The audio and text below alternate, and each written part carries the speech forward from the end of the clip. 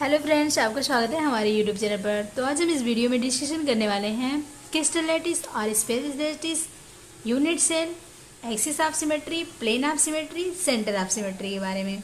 तो चलिए अब हम बारी बारी से इन सबको समझ लेते हैं।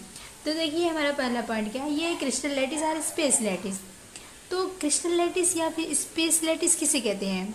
देखिए, the arrangement of particles of crystal in their dimensional space is called crystal lattice और स्पेस लैटिस। यानी कि ये जो पूरा हो गया, ये हमारा एक जिस तरीके से ये क्रिस्टल के जो पार्टिकल्स व्यवस्थित हैं एक दूसरे से डायमेंशनल स्पेस में, यानी कि इनका जो डायमेंशनल स्पेस है इसी को हम क्या कहते हैं? क्रिस्टल लैटिस या फिर स्पेस लैटिस कहते हैं। ठीक, अब स्पेस लैटिस में ही यूनिट सेल होता है। यूनिट सेल क्या है? ये जो हम रिप्रेजेंट किए, जो यहाँ पे हल्का हल्का स्केच करे हैं, इसी को हम यूनिट सेल कहते हैं। ठीक, और ये पूरा जो हमारा स्पेस लैटिस है, तो देखिए ये क्या होता है? A portion of 3 dimensional cubic space of a crystal lattice and its unit cell. Okay, अब देखिए यूनिट सेल का मतलब क्या है? The smallest repeating unit. Repeating का मतलब कि सेम इसी की तरह से ये भी है, फिर ऊपर वाला भी है, जस्ट इसके ऊपर का भी जस्ट यही है स्ट्रक्चर, और ये भी यही है। ठीक, यानी कि जिस तरीके का इसका स्ट्रक्चर है सेम इसका भी होगा, इस वाले पार्ट का भी होगा, सेम इस वाले भी पार्ट का होगा, सेम इस वाले भी पार्ट का होगा। तो ये हमारा एक यूनिट सेल है। अब इसके बेस पे हम समझते हैं repeating unit crystal lattice is called unit cell. यानी कि जो क्रिस्टल होता है, यदि उसका एक स्मॉलेस्ट हम यूनिट ले लेते हैं और वही यूनिट बार बार उस क्रिस्टल में रिपीट होता है, यानी कि उसी की तरह का शेप हमें मिलता जाता है, तो वो यूनिट सेल कहलाता है। Unit cell is in the smallest sample of space lattice. It is represented entire crystal in all their properties. जो यूनिट सेल होता है ये स्मॉलेस्ट सैंपल होता है स्पेस लैटिस का। यानी कि जो यूनिट सेल है, यूनिट सेल जो है ये स्पेस लैटिस का स्मॉलेस्ट पार्ट होता है, स्मॉलेस्ट सैंपल होता है, जिसके बेस पे हम इस पूरे क्रिस्टल के प्रॉपर्टीज को रिप्रेजेंट कर सकते हैं। ठीक, यानी कि यदि हम यूनिट सेल की प्रॉपर्टीज के बारे में जानकारी प्राप्त कर लिए तो ये पूरा स्पेस लैटिस यानी कि ये क्रिस्टल किस तरह का है यह हम जान सकते हैं एक यूनिट सेल के इंफॉर्मेशन से केवल। ठीक, यानी कि यदि हम यूनिट सेल के बारे में निकाल लिए हैं उसका प्रॉपर्टी कैसा है, तो उस क्रिस्टल के बारे में भी हम जान सकते हैं।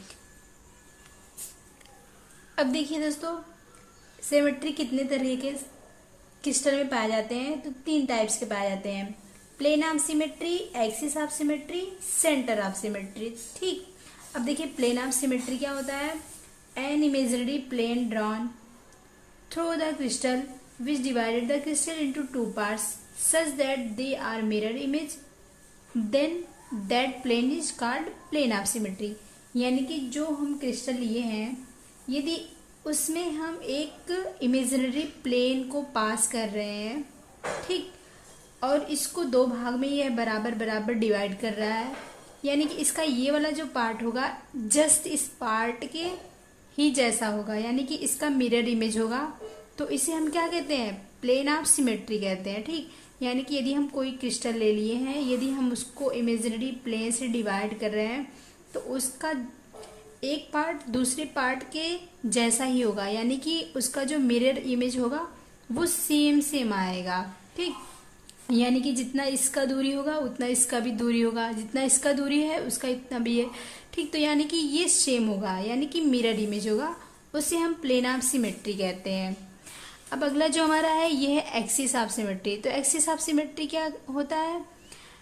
It is an imaginary line about which a crystal may be rotated such that it represent the same similar appearance more than once during the complete rotation।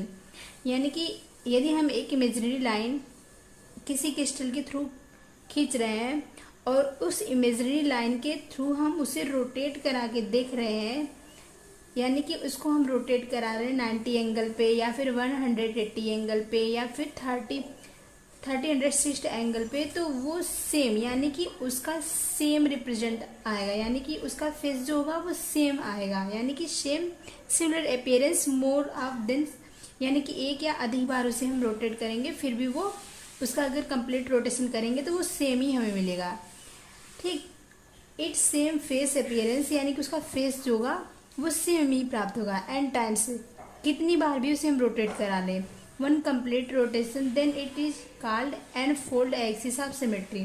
तो उसे हम क्या कहेंगे, यानी कि अगर हम उसे 2 बार 3 बार 4 बार, यानी कि 2 से 3 बार में यदि हम जितनी बार उसका रोटेशन कर रहे हैं, यदि उतने बार में उसका जो फोल्ड एक्सिस ऑफ सिमेट्री जो आ रहा है अगर वह सेम है तो वह एक्सिस ऑफ सिमेट्री होता है। और जितने टाइम्स में, यानी कि जितनी बार हमें घुमाने पे मिल रहा है उसी को हम n fold axis of symmetry कहते हैं। यानी कि यदि 2 बार हमें रोटेट कराने पे मिला है तो हम 2 बोलेंगे, 3 बार में रोटेशन कराने पे हमें मिला है तो 3 बोलेंगे। ठीक, तो it same face appearance after rotation by theta degree, यानी कि थीटा एंगल से हम करेंगे यहाँ पे।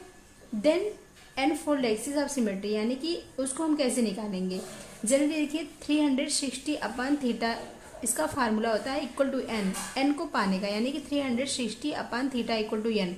यदि हम जानना चाह रहे हैं कि वो फोल्ड ऑफ एक्सिस सिमेट्री कितने नंबर का है तो एन इक्वल टू ये फार्मूला रखेंगे और यहाँ पे थीटा की जगह पे जितने बार हम इसका रोटेशन कराएंगे, यानी कि 90 एंगल से कराएं या 180 एंगल से कराएं हैं उसको रख देंगे तो हमें ये मिल जाएगा। तो देखिए यहाँ पे 100, यहाँ पे एक अगर क्यूबिक है या फिर रेक्टेंगल है तो उसको हम 180 से इस इमेजिनरी लाइन से हम रोटेट कराए हैं तो 180 पे ये सेम अपीयरेंस दे रहा है, यानी कि उसका फेस सेम टू सेम हमें मिल रहा है। तो उस बेस पे हमें n इक्वल टू 2 प्राप्त होगा, यानी कि उसका जो फोल्ड एक्सिस ऑफ सिमेट्री है 2, यानी कि 2 बार घुमाने पे वो सेम अपने उसी पोजीशन में आ गया है। ठीक, अब हम बढ़ते हैं सेंटर ऑफ सिमेट्री की तरफ कि सेंटर ऑफ सिमेट्री क्या होता है।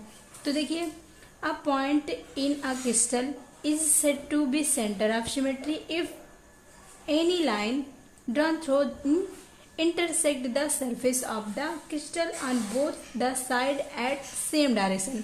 यानी कि देखिए ये जो हमारा क्रिस्टल है एक तरीके से यूनिट से जो हमारा है, अगर यहाँ पे इसका सेंटर रख रहे हैं, यानी कि यहाँ पे जो लाइन हम खींच रहे हैं इसके चारों तरफ जाने पे जो इसका इंटरसेक्ट सरफेस होगा वो दोनों साइड बराबर होगा। ठीक, यानी कि सेम डायरेक्शन में जाने पे बराबर है दोनों साइड, तो उसी को हम क्या कहते हैं, सेंटर ऑफ सिमेट्री। यानी कि इसमें सेंटर ऑफ सिमेट्री कितना है, 1 है, यानी कि इसके ऊपर जितना हम इधर जा रहे हैं जितना इधर जाएंगे ये क्या सेम ही मिलेगा, और इतना ही दूरी, इतना मतलब कि डिस्टेंस जो है सेम, यानी कि साइड का जो डिस्टेंस होगा वो सेम होगा। ठीक, सरफेस यानी कि 2 सरफेस के बीच का जो डिस्टेंस होगा वो इस सेंटर से जाने पे हमें सेम से मिलेगा। यानी कि यदि ये 1 सेंटीमीटर इधर का मिला है तो 1 सेंटीमीटर इधर का भी डिस्टेंस होगा।